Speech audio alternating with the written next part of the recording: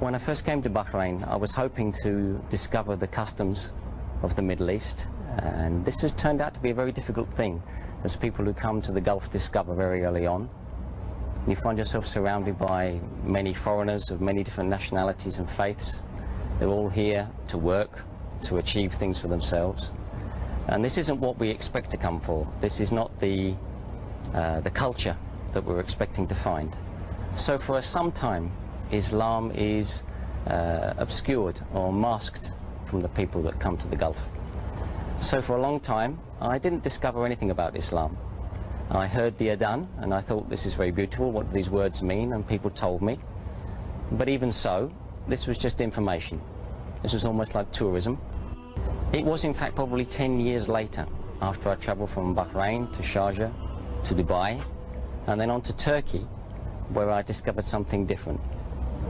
That's not to say that Islam is better or greater in Turkey. Not at all. In fact, sadly, Islam is suppressed in Turkey in many ways. I discovered after my arrival in Turkey that there were some wonderful things to find out about that country.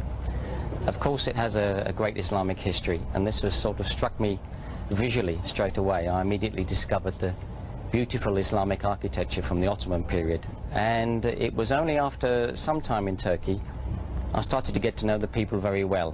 We came to Ramadan, something which I'd witnessed many times before in the Gulf, but something which I just had let it pass me by, as most Westerners do. Just an annoyance, an inability to get a cup of tea during the day. In Turkey I felt something different. I felt some sense of something else. And I soon noticed that the people who were fasting in Ramadan were the people who I'd already decided that I liked. There was an obvious correlation between the best of the people and the people who fasted. These proved to be the best of the Muslims, and I was attracted to them. So I joined in. I did what seemed like a strange thing. I started to fast in Ramadan, even though I was not a Muslim. And I found this very, very pleasing in many ways, quite challenging in other ways, but very, very pleasing. And I enjoyed the fast. I enjoyed especially the few moments before the adhan of Maghrib, and waiting quietly with the people that have been fasting all day, working right through the day, because in Turkey there's no allowance made for Ramadan in the work. So people are fasting completely from the beginning of the day until dusk, and they're working all the time. And I did this also. And this is difficult, but alhamdulillah we succeeded. And I was impressed with this, and this gave me a feeling of achievement, and it inspired me to do more studying. And around this time somebody gave me my first Quran, and I was able to read it in the English and to understand something. And I was amazed when I read it that there was nothing strange in this book. I'd expected it to be full of, I don't know, Eastern mysticism, whatever nonsense you like to think that as Westerners we imagine. There was nothing odd in it. In fact, what I discovered was, it wasn't like the Bible. I'd never been able to understand the Bible. The Bible seemed to me to be full of contradictions, peculiar stories that didn't seem to add up, and things which didn't seem to convey the message of Christ. The message of Jesus didn't seem to come through in the Bible, except in some parts. Later I've studied this more closely, and I now understand why, but that's not the subject now. The point was that the Quran made complete sense. So I read it, and this inspired me to read more. I read the biography of the Rasul and the life of Prophet Muhammad Sallallahu Alaihi Wasallam, and this inspired me also. This was also very, very interesting. Clearly this was a great man in history. So this was facts, something that I could relate to as a Westerner, interested in logic. And I followed this. And I continued to follow it, but still nobody was doing any serious dawah to me. Nobody was trying to convince me that I should change my ways in any other way. So I became, if you like, an abstract scholar of Islam. I could have taken a qualification in Islamic studies, but this is of no real value if you don't intend to do something with it. And sadly I didn't.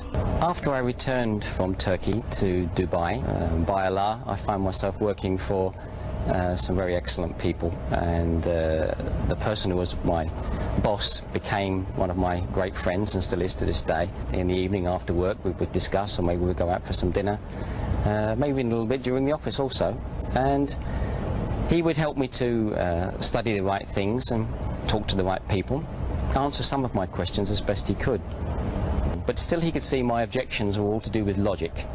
All of these questions about custom and practice, all of these things that were born out of my secular upbringing. I'd never really been a Christian, I'd just been some sort of atheist or agnostic. I continued to ask questions, and there were questions he couldn't necessarily answer himself.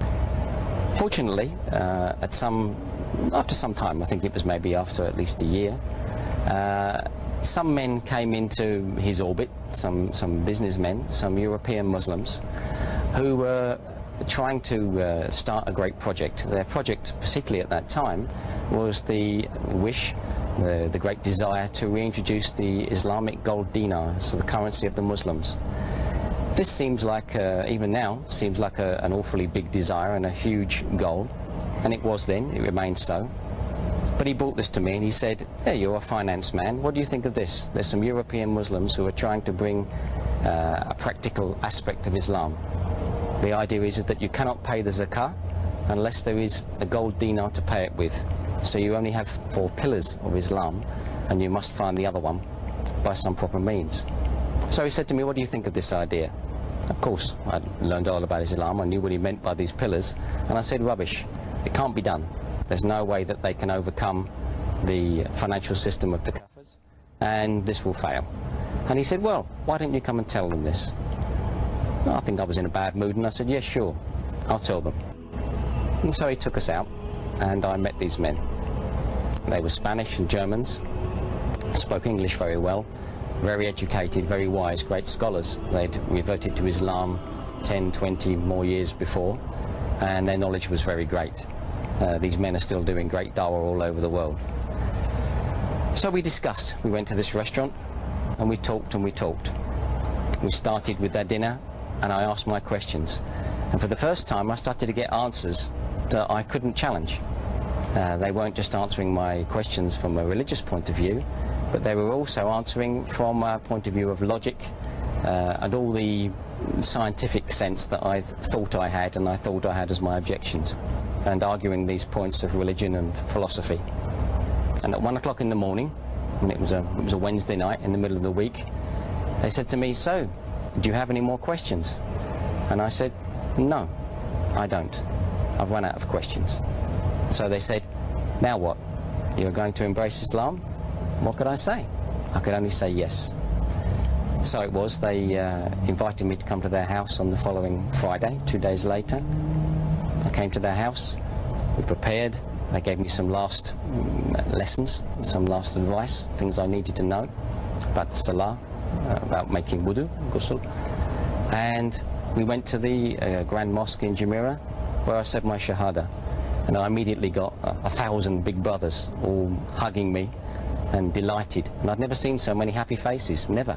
No birthday party, no Christian gathering, no any other sort of gathering. So many pleased people, and they're all pleased for me. So that's my story.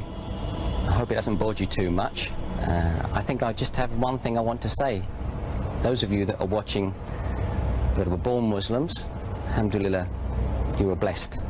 And I just hope that you treasure it and you treat it as you should, as a gift that you were given at birth, something very wonderful.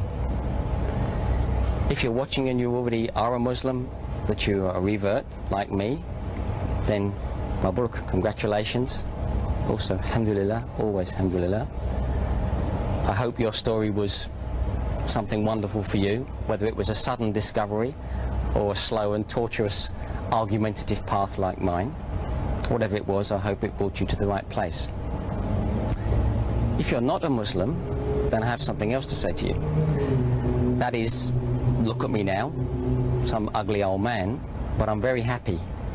Happier than I've ever been, more satisfied than I've ever been. All the doubts and fears, all the desires and longing for the wrong things, material things, stupid things, things that just belong to this life, that no matter what I collected, after 70, 80, 90 years, if I'm lucky, I would have to give them all up. I've swapped that for something permanent. I'm not going to lecture you, you know, if you don't want to listen to it, you don't have to listen. Just see what I have on my face. I'm happy. You could be happy too. This is something you should consider. I hope you will.